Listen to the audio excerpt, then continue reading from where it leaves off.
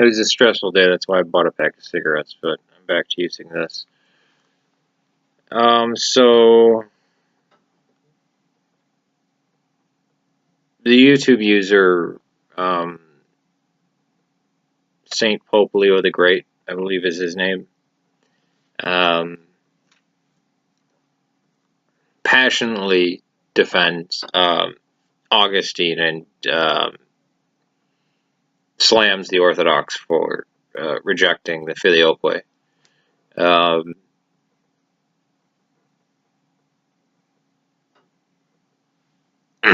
Augustine was a superstar in his own time.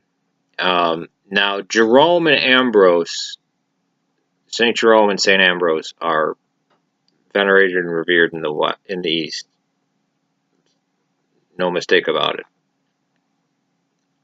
And Jerome and Augustine knew each other.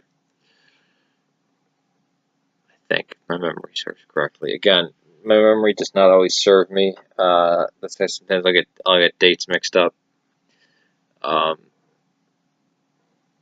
Apparently, for truth be told, that's one of the reasons why nobody should trust me or this. Again, I use the quote from Abraham Lincoln that no man has a good enough memory to be a successful liar. And you can see some of my views on things shift over the years across my channels. You know, I was more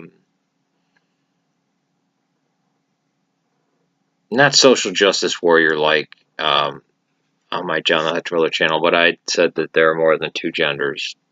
So that's I guess I was more infected with progressivism back then. But the more I practice orthodoxy, the more I get deeper into the church, the more that toxin and poison goes away, because I realize for what it is. It's satanic lies that seek to destroy our civilization and ultimately our faith. It's worse than communism because the SJWs are no longer communists. They're no longer for mankind united, rising up, the worker, the proletariat, the universal worker rising up against the bourgeoisie and the rich. Now they're actually fascist. Antifa is actually a fascist organization. But getting back to Augustine, there's a lot of problems with him, and I believe that he actually recanted his statement about the Spirit eternally proceeding from the Father and the Son. Most Roman Catholics tend to justify proceeding from the Father and the Son, meaning the Spirit proceeded from the Son in time, which he did. He did proceed from Christ in time. He was sent, by Christ. But we're talking outside of time, space, time, energy, and matter, when the essence of God, who is God in essence, right? And the most we can describe him as is in the Nicene Creed, and also no authority to change. The creed, it could not be changed by one iota, which is what the Arians wanted, and even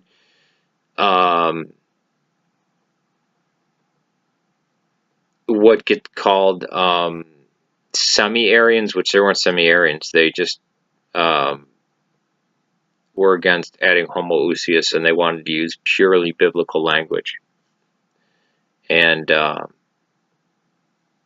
Alexander's party, or Athanasius's party, or Nicholas's party, they're all same group of people, Spiridon as well. The champions, of the day, said, no, we need a creed which cannot be said by the Arians. And the Filioque was introduced in Spain, I believe. Yeah, Spain. Because remember, the Visigoths, who were Arians, came in and conquered Spain. And in order to Catholicize them, this was added by a couple of priests or monks. And then it became popular, right? And even the original doors of St. Peter's they're no longer there. I think they're in the basement or something like that, or they're no longer still on there. But the original doors of St. Peter's have the Nicene Creed without the Filioque on it, in Greek and in Latin.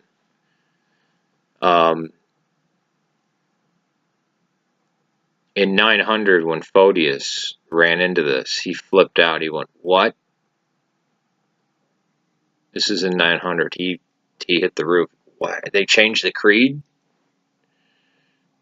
I mean, we wouldn't let the Arians change it by one iota, because that's the difference between homoousius and homoousius, right?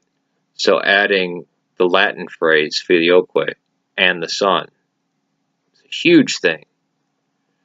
I mean, go back to Nicaea and Constantinople.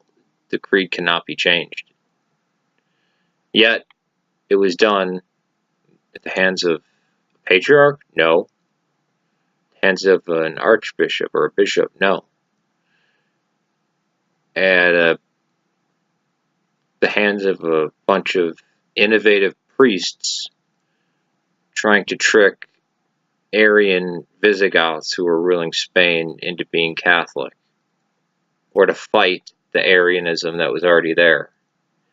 Well, you don't fight a heresy through innovation. For example, Martin Luther. I mean, and all those jackasses like Calvin, they were going to reform the church, and schism and schism and schism happened, and every single one of those schisms off of the Roman Catholic Church that would become known as the various sects of Protestantism are heresies, and they're all heretics, and they're all part of heretic communions. Even I don't even think most of them actually even practice the Eucharist. I mean, it's ludicrous, but they all seem to have embraced iconoclasm, which is creepy. They all seem to have rejected sacred architecture. They all seem to reject relics. And relics, that's something that's actually in the Bible. And they talk about a Bible-based church. The church existed before anything in the New Testament was written down. Then it would be hundreds of years before, we'd be sure of the canon we'd end up with. Although the Homilogomena was there, and all the writings were there by the end of the first century. But no, the issue with Augustine, I don't think we should get at least the traditionalist Catholics or people who actually want to see the Roman Catholic Church continue, and I would wish nothing more than the Protestants to return to Rome. If they don't, then for them to come to the Eastern Orthodox Church. Because this Protestant nonsense and evangelicals, fundamentalists, Baptists, Presbyterians, Methodists, this has to stop. 35,000 different denominations within the United States alone. That's ludicrous. But I don't think we should get vitriolic over it. That's why the Orthodox says Manichaean agent. Okay, I get it. Yeah. Why does that help?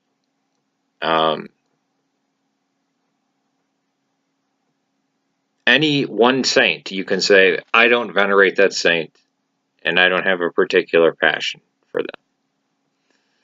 You could do the same thing with a relic.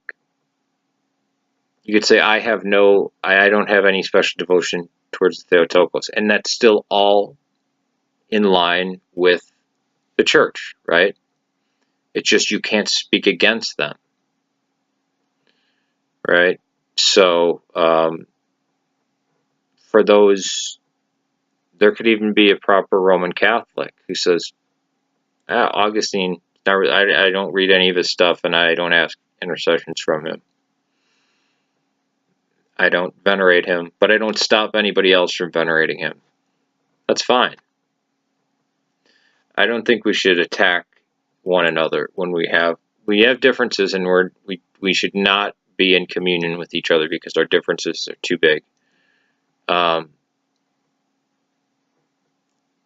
But the howling wilderness that is modern Christianity is scary, and I think that's where we should really be fighting at.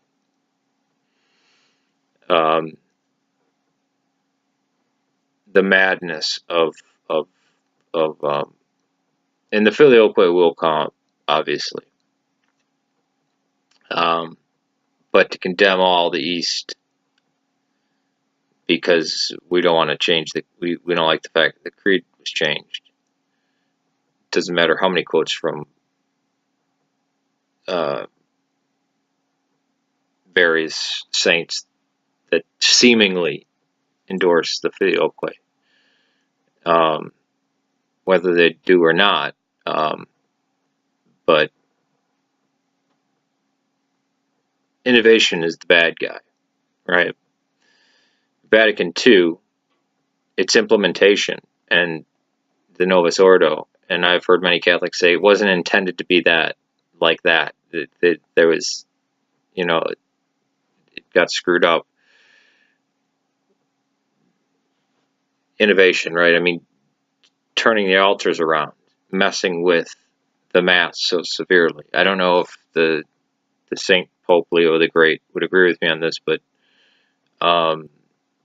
would you rather go to a traditional Latin Mass in a chapel that looks like a Roman Catholic church, or the whitewashed, almost embarrassed of images and icons, modern, weird-looking Roman Catholic churches performing the Novus Ordo Mass? All right, peace to you.